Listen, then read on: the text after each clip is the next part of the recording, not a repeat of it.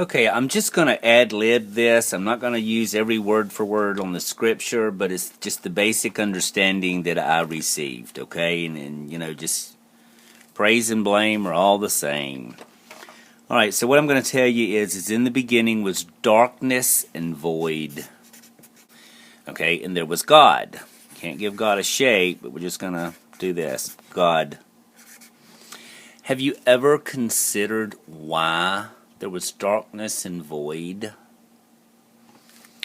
What if God was full of judgment? Okay?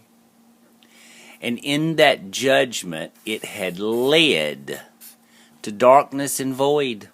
Nothing was good enough. Everything was destroyed till there was absolutely nothing. And then God said, "Let there be light." And it was good.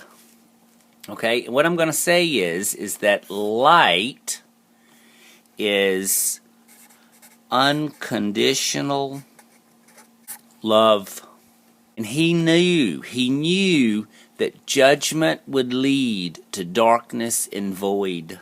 And so God started over, okay? And he took the judgment and he put it in a tree called knowledge. And he said, "Don't eat it. You'll die. You'll surely die." And he says, "Ye may eat of all the trees of the garden, all of them, except knowledge." And judgment is the fruit of knowledge. It's the fruit of it. It's what knowledge is. It's how you A, B, C, 1, 2, 3. Michael Jackson told you it's easy as A, B, C, 1, 2, 3. Okay, so it's judgment. All right.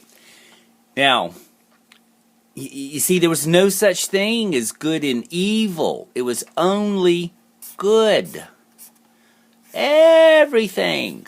All of it. You could have it. You could do it. Except judge. Because judgment leads... Okay, so judgment leads to darkness and void. Now, as soon as Adam and Eve eat of the tree of knowledge, their eyes were opened. And it's sort of this idea. Good, evil. You see, now they got judgment. A, B. 1, 2. You see? And then A, B, C is a choice. 1, 2, 3 is a choice. You see, it's the lesser of two evils. I'm trying to show you that one, okay? But then Jesus says, "If thine eye be single," okay, and the eye being single is non-judgment. It's unconditional love. You see, because when you reach a point of darkness and void and total destruction, well, from there up, everything else is good. You see, it's only unconditional love. Because you understand at that point that the judgment is going to take you back into, and this is where back to Chickadeezy now, and this is where I want to try and explain some of the vortex mathematics of what she's looking at in the torso.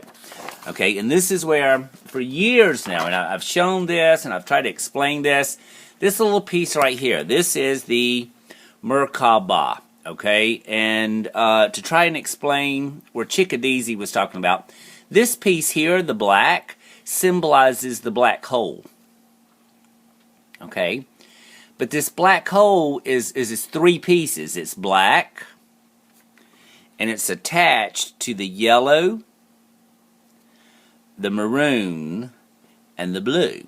Okay, and what happens is they're rotating to the right, counterclockwise. All right, then the light, so to speak, at the top is connected to the green, the red, and the violet, in the opposite way.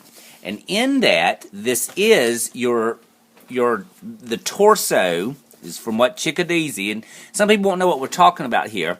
All right, so I'm just going to kind of say this is light, okay, and this is darkness. All right, and what happens is this sort of goes here, here, and I'm just going to draw another one right here. Okay, and this is the blue, yellow, and the scarlet, because there are colors in this, and these are like perspective. That's what the word I was looking for. Earlier I said perception, but it's a perspective. Okay, and what happens is and this is the 9th spot right here in the center. So what I'm showing you is darkness has 3. Okay, just like the Trinity would be Satan, the false prophet, and the Antichrist. Boom, boom, boom. That 3. Then this one, light, has 3 also, which is kind of like here. And it's to the back now. This would be like a dotted line. It's to the back. And then the 3rd one is here. Okay. And they're rotating in the opposite direction. And this is the only way I can explain it to you. This is the divine spark. Okay, this is thought,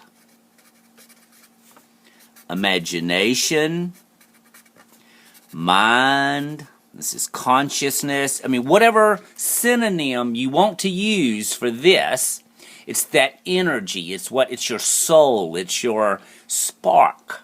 Okay, if your thoughts, your imagination, your mind, your consciousness is in judgment, because see, here's the thing. God's already judged everything. He said it was good.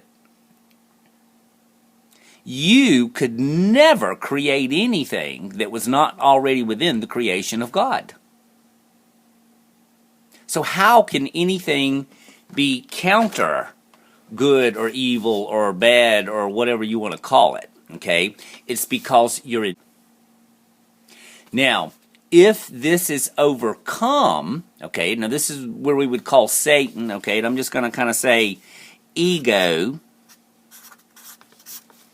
okay, and in the way I understand it is when ego or pride stands in the temple of God and proclaims himself to be God, you see, because he's judging. And here's the crazy thing. Everything in Scripture happens in you. Not so much as in the physical world. Everybody's looking for this Antichrist to, like stand in the temple in Israel or whatever, okay? Well, that's not where it happens at. It happens inside of you. It's your ego. It's your pride. It's when your ego and pride gives you the authority to judge others, which are God's creation. You see, they're God's children too, and He created them. So who are you to judge? Now, and this is where when you overcome that judgment and you can get to the place of darkness and void and understand that judgment, that's where it leads. Then you come to unconditional love, and this is Christ. That's what He taught. That's what He tried to show everybody. You see, and He died because of the judgments of others. You see, because of their ego and pride. I mean, that is your Pharisees. You see, they sat in the temple of God, so to speak, and proclaimed themselves to be God. And this is just where, when she was showing the torso energy and the vortex, and this is where, and it's strange because I subscribe to a lot of people, and I talk to a lot of people, and I see that God is talking to people in a way that they understand. You see, and I mean, even when I show you this, if I just set it like this, it looks like a cube. It looks like a square. Okay? I mean, it has 6 flat sides. Okay, but this thing actually, I mean, it rotates, it moves. And this is the light, this is the dark, and the actual vortex, the donut thing that she's showing is around this. You see, it would actually fit, if I could take a string and just wind it around, that would be the actual vortex energy. You know, and this is where I've shown this, so you can see the black and the white, and they're feeding in. So, and if I look at it from the top, this is 3 perspectives. 1, 2, 3. If I go to the black side here, then I have 3 other perspectives. So if the black is connected to 3 perspectives, that's a total of 4. If the light is connected, that's another 4. 4 and 4 is 8. So this thing actually has 8 points, okay? But in the dead center of it, in the middle of all 8, is the divine spark. Okay, and this is what I really believe is what is Ezekiel's chariot too. I mean, when this thing is spinning, it's like a wheel in a wheel. Okay, but one spins one way, the other one spins the other way, and it creates the vortex. Okay, but if your imagination, your thoughts, your mind, your consciousness is in a judgment, you're descending into the pit. Okay, and that's the funny thing. Jesus, you know, it's like, and I don't know the exact scripture right now, but when something about when he sets you free, you're free indeed. Okay, well, yeah, I mean, when you're free of judgment, yeah, man, you're done. That's it, because you see, now it's unconditional love.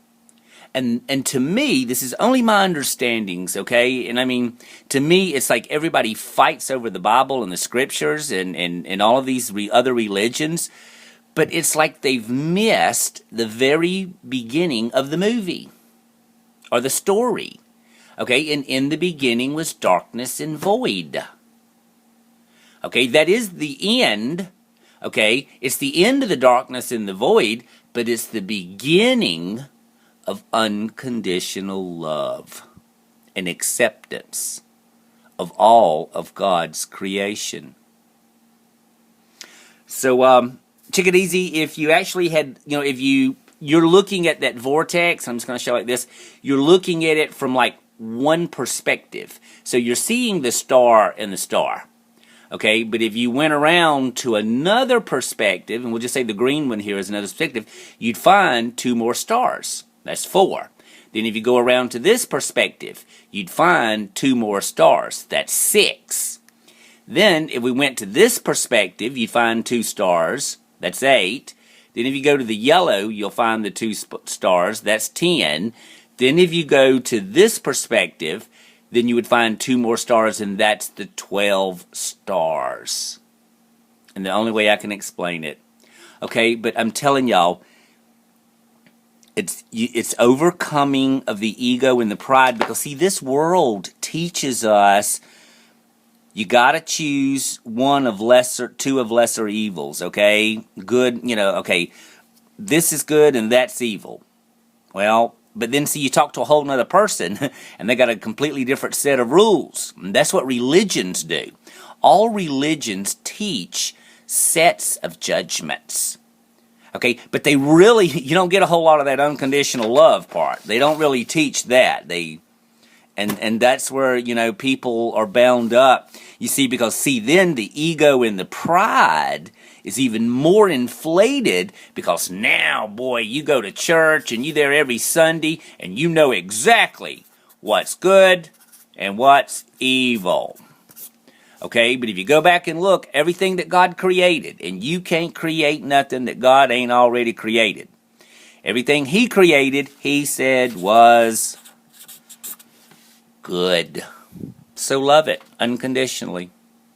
All right, have a good night.